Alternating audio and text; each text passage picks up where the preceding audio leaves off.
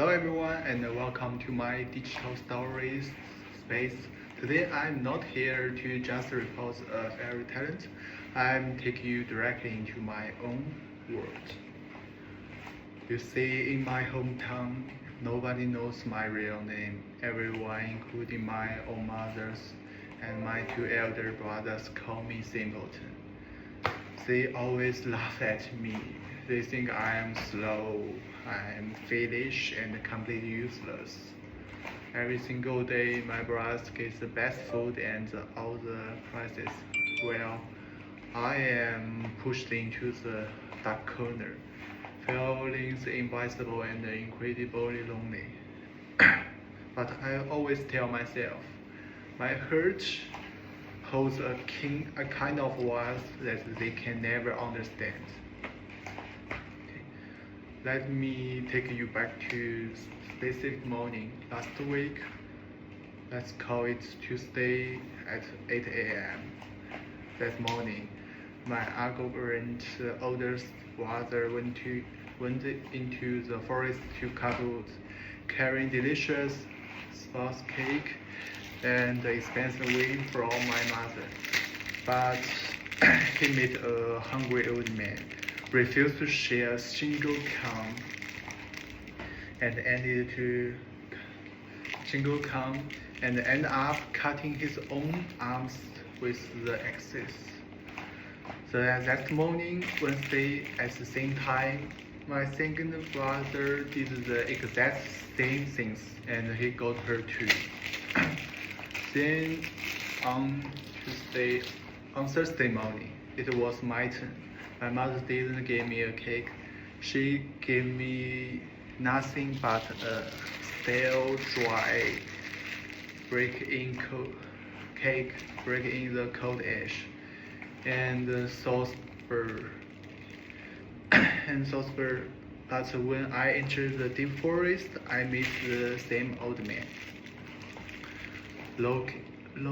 Looking at his tired face, a feeling of pure space filled my heart. I smiled, sat down on the damp grass and said, "Old man, come, let's sit and share what I have." Oh, and right at the second, a miracle happened. The moment we opened my bag, a mishable dry cake had turned into a fresh, sweet soft bun. The old man looked at me with deep gravity and said, "Because you have a good heart and a willingness to share, I will give you a blessing." He pointed to the roots and an ancient egg tree. I walked over and there was a goose, but it wasn't a normal bird. His feathers had a dazzling gold shimmer and caught the morning sunlight. I held my miracle goose tightly and my journey began. Now let us roam right into the most intensive, unforgettable moment of my journey. It was now Friday afternoon, exactly at 3 p.m. I'm standing right now in front of a heavy, dark, wooden gate of the silent palace. The air is crisp, but right behind my back there was absolute madness. Last night, I stand at the smell inn, and the innkeeper's three greedy daughters tried to steal my golden feathers while I was asleep. But the moment they touched it, bump, they got stuck. The oldest sister stuck to the ghost, and the second sister tried to pull her and bump. They got to the oldest. The second sister, the third sister touched them and bumped. They got stuck to the second. This morning, I just carried my ghost and walked away, completely ignoring them. They had to run behind me in their pajamas. On the road, a person saw us and screamed, "Stop! Let's go!" He grabbed the third girl and bound the person stuck to her. Then the six come to her and bound six stuck to the person. Finally, the two country levels touched them and they also stuck. Right now, at this very moment, a long human chain of the several greedy people is stretched behind me. They are flailing their arms and legs frantically. They are pulling, they are pushing, and they are screaming in pure panic. This is the most absurd parade in history, and I'm leading in calmly. I stop my feet and I look up to the high palace windows, where the famous never laughing princess sits, standing down and at us. I look at my goals and I think to myself, Simpleton, this is your moment.